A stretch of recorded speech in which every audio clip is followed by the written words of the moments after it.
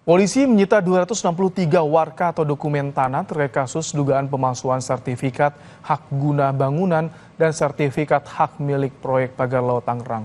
Barang bukti ini didapat dari penggeledahan rumah pribadi dan kantor Kepala Desa Kohot, Kabupaten Tangerang, Banten. Direktorat Tindak Pidana Umum Bareskrim Polri mengungkap modus pemalsuan dokumen dalam kasus Pagar Laut Kabupaten Tangerang, Banten. Hari Senin, penyidik telah melakukan penggeledahan di rumah Sekretaris Desa Kohot, Ujangkarta, dan rumah pribadi dan kantor Kepala Desa Kohot, Arsin. Dari penggeledahan, polisi menyita sejumlah barang bukti, termasuk 263 warkah tanah. Dari hasil penyelidikan sementara, dugaan pemalsuan ini telah berlangsung sejak tahun 2021. Upaya penyidikan sejak tanggal 7 Februari kemarin, yaitu tentang dugaan tindak pidana pemalsuan surat dan atau pemalsuan akta otentik atau menempatkan keterangan palsu ke dalam akta otentik dan atau turut melaksanakan membantu sebagaimana diatur dalam pasal 263 KUHP terkait penerbitan 263 sertifikat hak guna bangunan dan 17 sertifikat hak milik Desa Kohot oleh Kantor Pertanahan Kabupaten Tangerang. Kasus dugaan pemalsuan surat perizinan di lahan pagar laut di perairan Tangerang yang ditangani Bareskrim Polri resmi naik ke tahap penyidikan. Polisi telah memeriksa sebanyak 44 saksi terkait kasus dugaan pemalsuan penerbitan SHGB di kawasan pagar laut Desa Kohot, Kabupaten Tangerang, Banten. Tim Liputan Kompas TV. Lebih lengkap mengenai pengusutan pelanggaran pidana di kasus Pagar Laut Kabupaten Tangerang, kita bergabung dengan jurnalis Kompas TV. Ada Renata Panggal dan Feris Kaimanuel. Selamat malam, Renata. Polisi sudah menaikkan kasus ini ke tingkat penyidikan. Apakah sudah ada penetapan tersangka, Renata? Sampai saat ini polisi belum menetapkan satupun tersangka, Ibrahim dan juga saudara, meskipun memang kita tahu benar bahwa kasus pagar laut di Bareskrim Polri ini sudah naik ke tingkat penyidikan sejak 10 Januari lalu. Kita tahu penyelidikan ini sudah dimulai.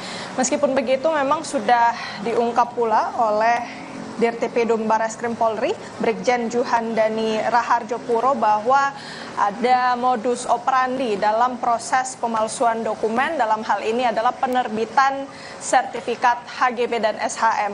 Yang dijelaskan oleh Dirtipidum tadi, ini adalah penyidik mendapatkan modus operandi bahwa terlapor dalam hal ini berinisial AR dan kawan-kawan membuat dan menggunakan surat palsu dalam melakukan permohonan pengukuran dan permohonan pengakuan hak ke kantor pertanahan Kabupaten Tangerang. Dan sudah dilakukan pemeriksaan terhadap sejumlah saksi, diketahui ada 44 saksi, salah satunya ini adalah Kepala Desa Kohot yang bernama Arsin.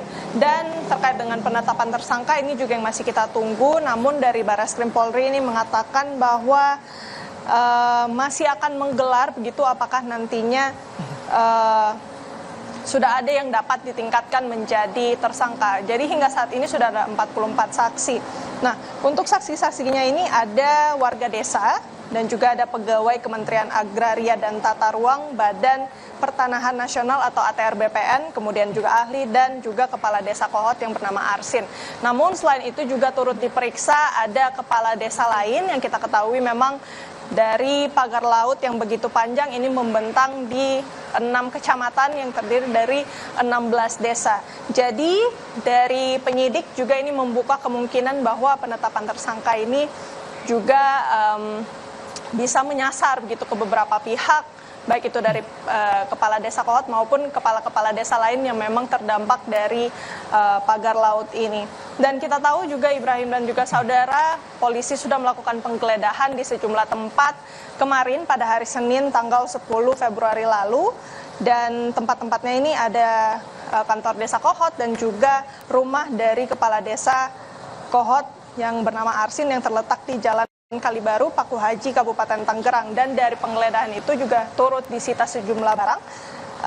Yang disampaikan oleh polisi adalah benda-benda yang digunakan untuk melakukan pemalsuan dari permohonan sertifikat HGB dan juga SHM. Masih kita tunggu perkembangannya hingga saat ini, Ibrahim polisi masih melakukan pemeriksaan terhadap hasil-hasil penyelidikan maupun penyidikan dalam kasus pagar laut. Ibrahim. Renata, tadi ada Desa Kohot yang diperiksa, tapi ada juga kades lain yang juga diperiksa. Apakah sudah ada informasi hasil pemeriksaannya bagaimana? Dan siapa lagi nanti yang akan diperiksa oleh Barreskrim dalam waktu dekat, Renata?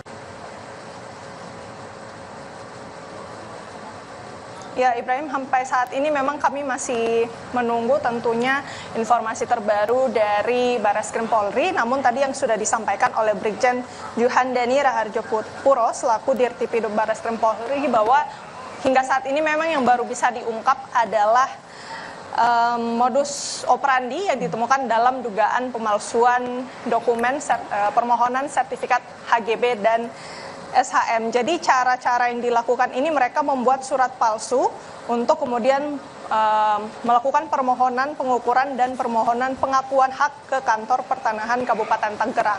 Nah, selain itu juga kita tahu memang saksi-saksi ini sudah diperiksa, ada 44 saksi, namun tidak didetailkan siapa saja.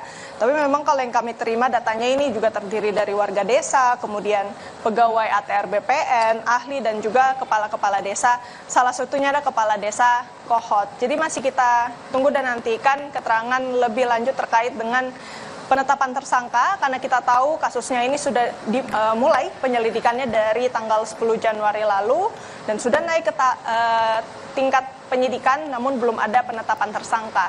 Ibrahim. Baik, terima kasih Renata Panggalo dan juga Veriska Immanuel untuk laporan Anda soal penyidikan kasus pagar laut di Kabupaten Tangerang, Banten. Saudara, demi dipanggil ke Timnas untuk lanjutan kualifikasi Piala Dunia 2026, pemain Timnas baik yang berlaga di luar negeri maupun di liga domestik mulai unjuk gigi berupaya merebut hati hat-trick Cliver CS.